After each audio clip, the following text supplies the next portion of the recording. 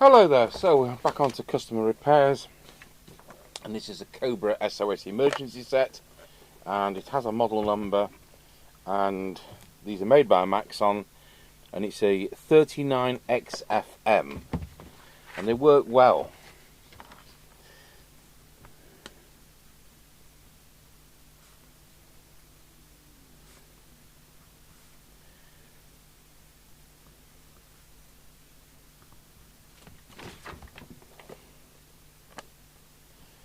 But most of these got converted into Comtel base stations.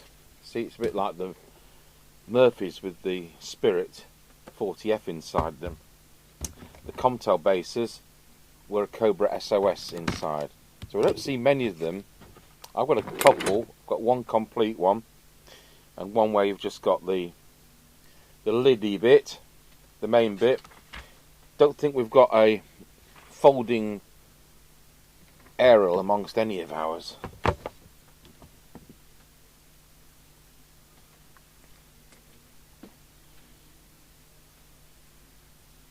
Right, it's that person. So before we open it up, I've printed off some information.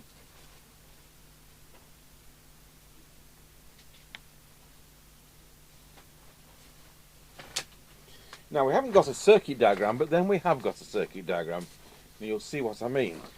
There is a photocopy of the instructions. It came folded like that, and how to work it. So there you go. Put that to one side. We'll open it up. You press the push to talk bar, and it opens the case. 307661, is that his phone number? It's not the serial number. And in there would be a folding telescopic aerial, which is missing, and a power lead, which would have been at one time terminated in a telescopic, but that's absolutely fine. So we'll put that on one side as well. And connect it up. I can't remember whether these are 12 volts or 13.8 volts or what.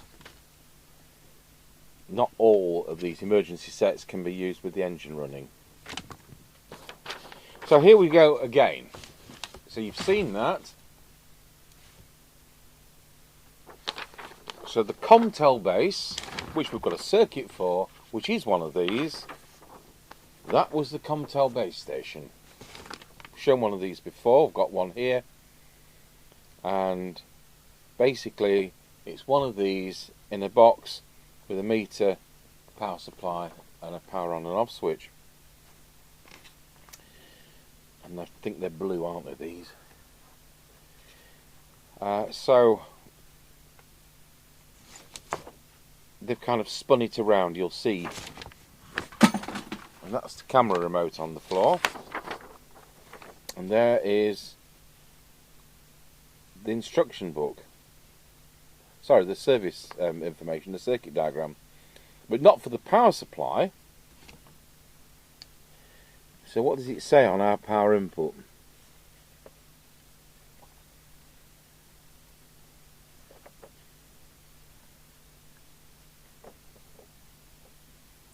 So it's 13.2 volts, so 13.8 is fine. Right, well that solved that problem. So we'll power it up. Plug in, and it's the usual RCA phono stroke Motorola adapter which we'll use. Customer says it works. I think it just wants a tune-up. So we'll put it through its paces right now, switch it on. It's on 19.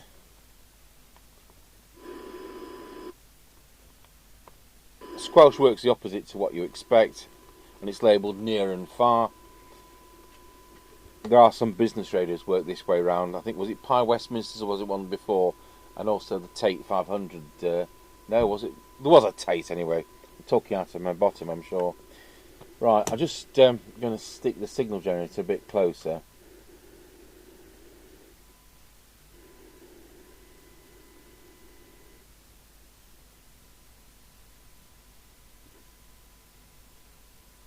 Right, that's a bit closer. Okay, so we're going to switch picture in picture on, and if I can find the remote off the floor, we want... There we go. Picture in picture on, in that position. I can't see it on my monitor. It is there now, right. So on channel 20 it's going to transmit, it's just going up 3.4.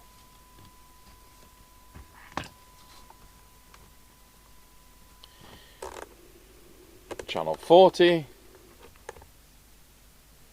3.4.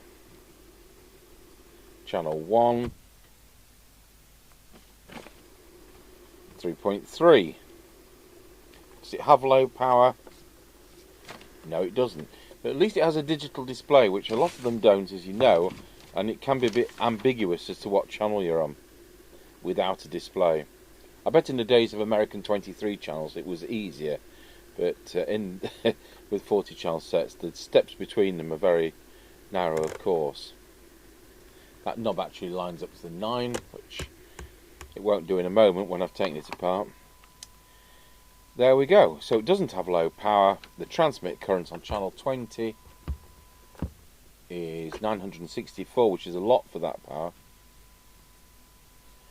The deviation on this test set, wallow, is showing at 1.8. We don't have a VCO method. Let's have a look at the frequency.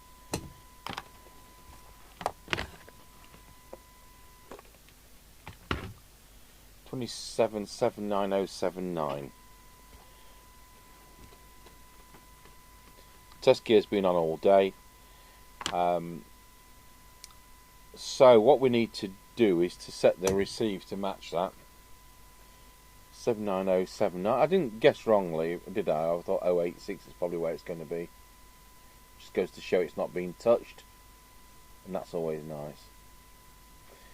So it's, at this point it's starting to get noticeably off frequency. Anything over like 086 nobody's going to notice, and unless you're going under like 025 or something, it's not going to be legally off frequency.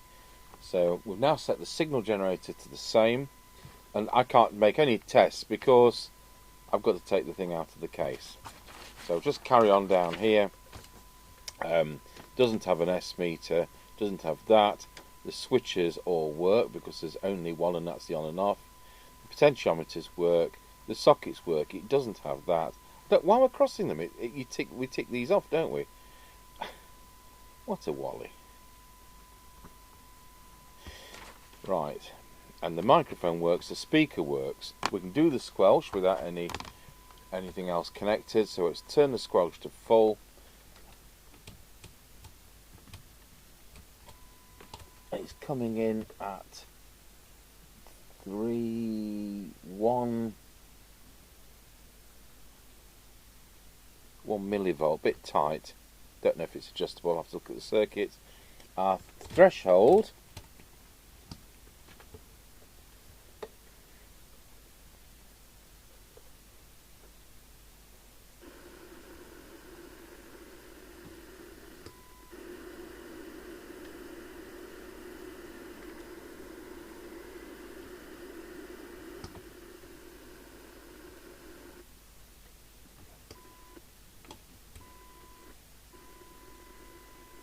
.095. Doesn't sound nice.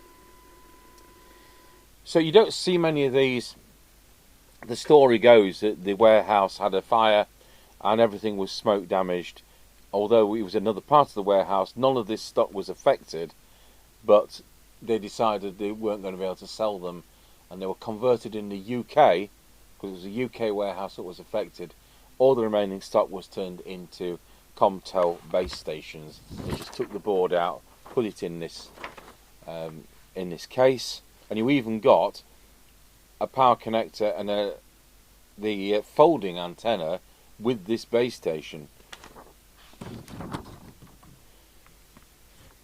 And I think it was quite a cheap base station. If I remember, I think it was $79.99. We're talking about 1984-ish. So these had been stuck in the warehouse, and no doubt selling very slowly at $69.99. Stock was written off, and then at least it wasn't put in a skip, was it? It was turned into base stations, which I thought would be worth a bit more. Right.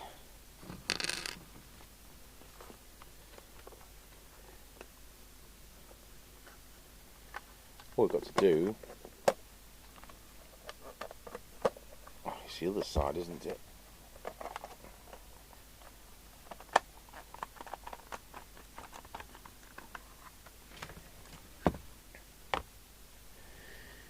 You know what? I mean, surely Maxon didn't produce several types of radio, did they? This is going to be a Midland 77810 or a Maxcom 7E in a different package. It's going to be the same board. I'm not going to start poking around and proving it, but that's going to be what the board is. So you can imagine the base station, it's not going to be the pretty simplistic receivers. They're not going to be brilliant for bleed over. But there you go. That's what happened. And we need to adjust the frequency, which is going to be the trimmer just there. Yeah, because on those sets, you push the torque bars in the middle. Right, let's go back to... Oh, yeah, we'll do frequency.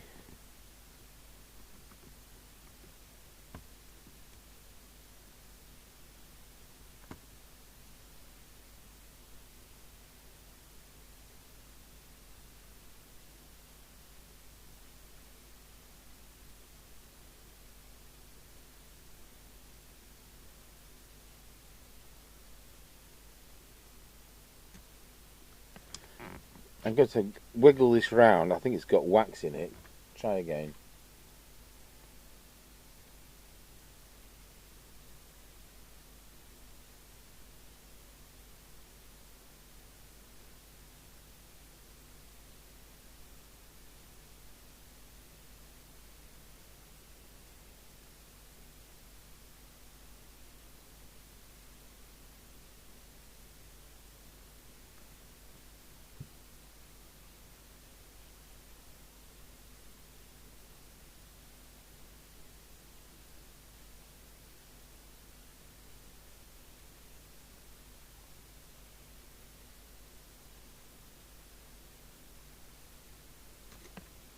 There we are, that's pretty stable. It took some getting there. If you get wax in them, you really need to wiggle them around quite a bit. Sometimes you need to even put isopropyl alcohol in and let it soak in, or you can change the trimmer. I don't think it's going to play up, and we'll be testing it throughout. So 27 79125. Right, let's go through the transmitter.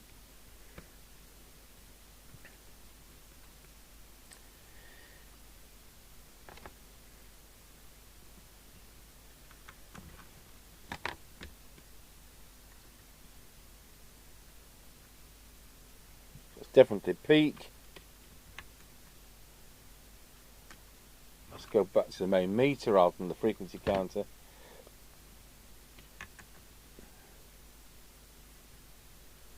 I don't think it's ever been messed with because it's so centrally balanced.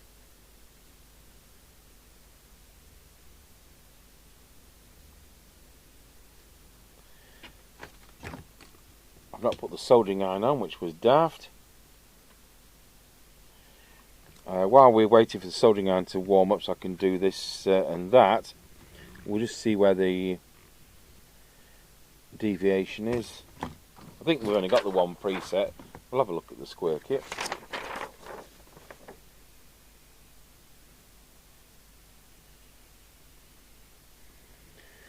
So got a condenser microphone through this speech processing circuit using an LM324. RV2 is our deviation. Oh, and we do have RV1, which is squelch. So there we go. That's RV1. So RV2 is that one. There we go. We'll just look at deviation. We'll see if we can set it up on here, and then if this turns out to be a line, we can adjust it again later. Wallow.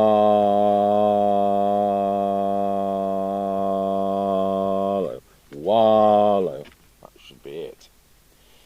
Good. Right, soldering iron.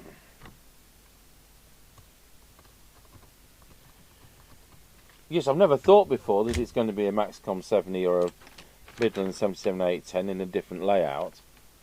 It's taken me 40 years for that to dawn on me. And with an LED display, which is an advantage on these.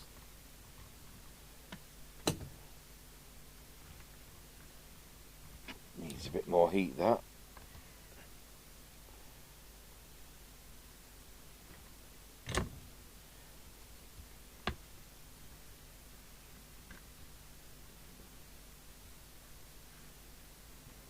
Okay, so we're about 3.9 watts. It's that one which was out, which is funny, isn't it? It doesn't seem to have been played with.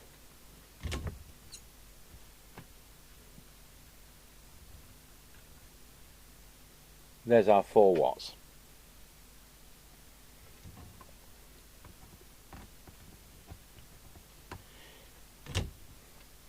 Let's look at the other channels. Channel 40, as usual, I want it to be within 0.1 at the band edges of where we were on 20.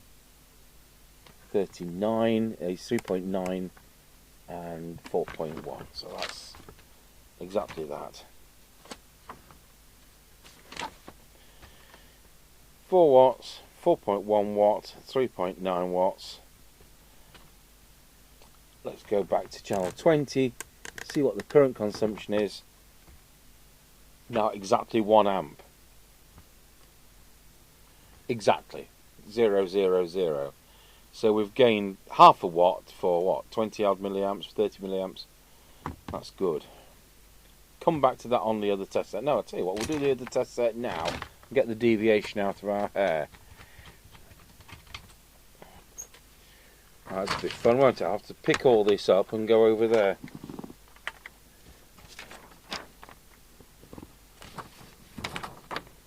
Wallow.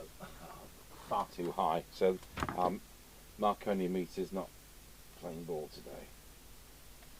So we adjust it.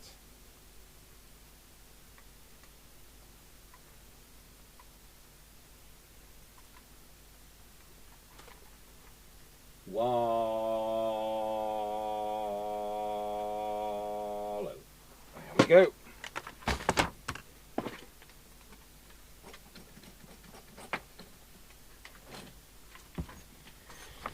Right, we'll go back to the Marconi test set and see what that thinks.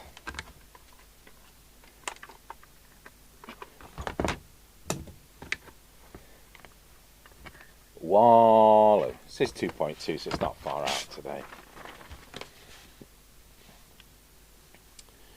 So 2.2 to 2.5 now. Good. So we need to go to receive. So to play that trick, we're going to need to connect our test gear. Look at that speaker. You get a bigger speaker in this than you do in most mobiles these days.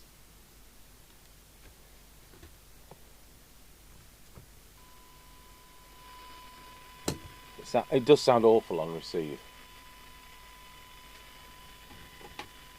Right, we'll go on frequency now.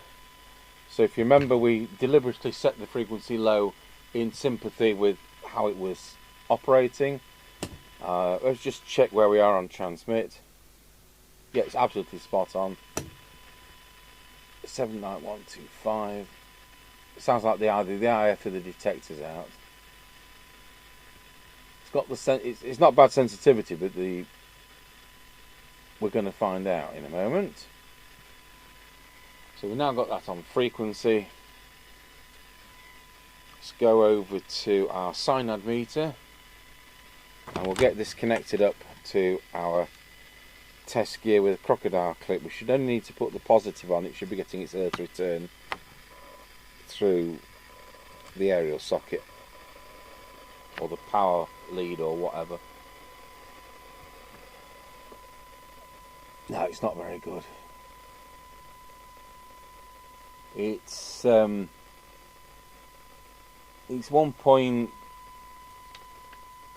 microvolts, but it just doesn't sound nice. These are capable of a lot better than that. And we've got 1.1 microvolt. And will it do 20? No, it'll never do 20. That just shows how either the detector or the IF's out.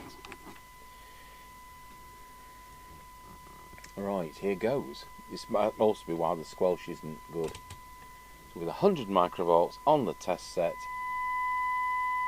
we'll go to the oscilloscope. We will. There we are. Now, which is IF? And which is detector? So we're looking at T9. Could be 8, it's because it's a photocopy of a photocopy. Well, that's 8. That looks to be the detector. Oh, look at that. Miles out. Let's fix that.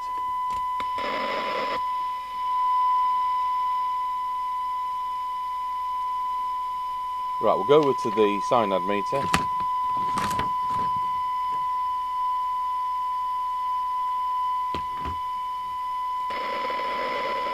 Put a bit more on. We'll do this IF.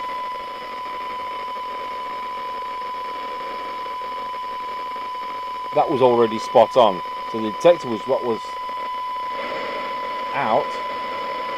Right, we'll now do the front end.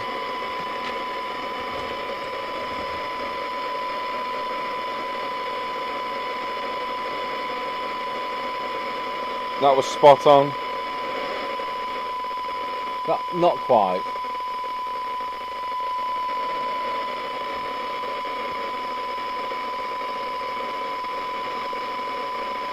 That's it. So, the reason the transmit was low was that coil was out. The reason the receive was awful is because the detector was out. Let's see what we've now got. Turn the volume up a bit more so the AGC works properly.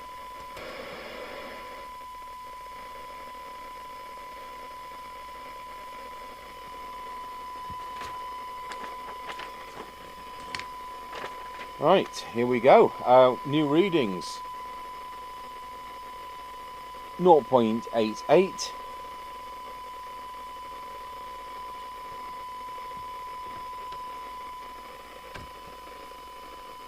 Probably put better than that.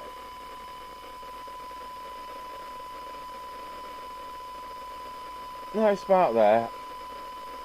10 dB, 0.82.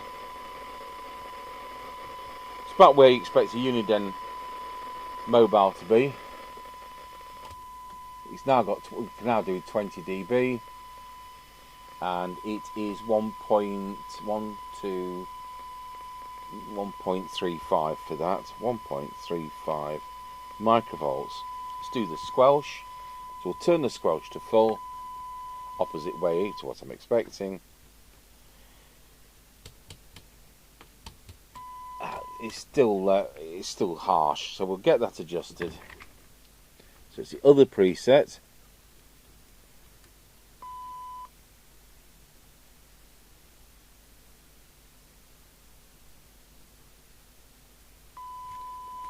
Okay, let's go over to the attenuator so you can see what I'm doing. So we've got the attenuator on the test set for 100 microvolts. So it's opened at full squelch at 100 microvolts. We'll drop that down and then we'll put it back 10, 30, 100. It's come in. So we've got 100 microvolts, which is what we want.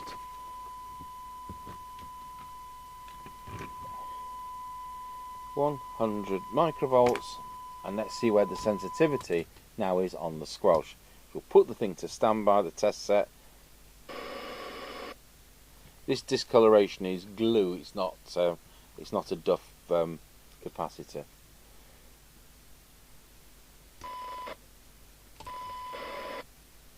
(0.72).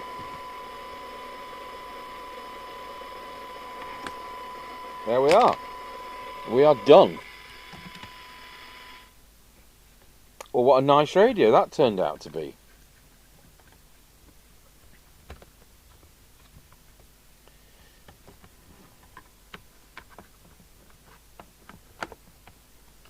Oh yeah, you have to put it the right way around, don't you?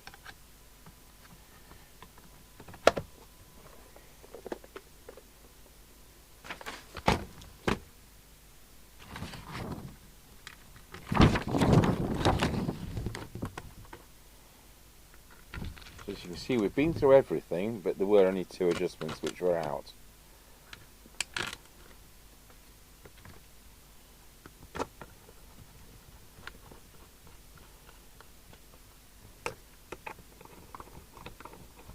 I don't think this has ever been touched. It's been in the boot of somebody's car for 20 years and it's got rattled around, and there you are. That's it. Right, we'll put it on the aerial. Of course, we're going through the adapter, so it's inherently lossy. Let's turn everything off.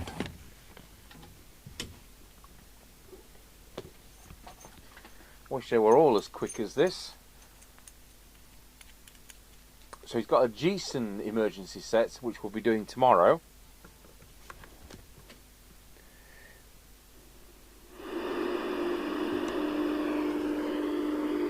One Nano Roger.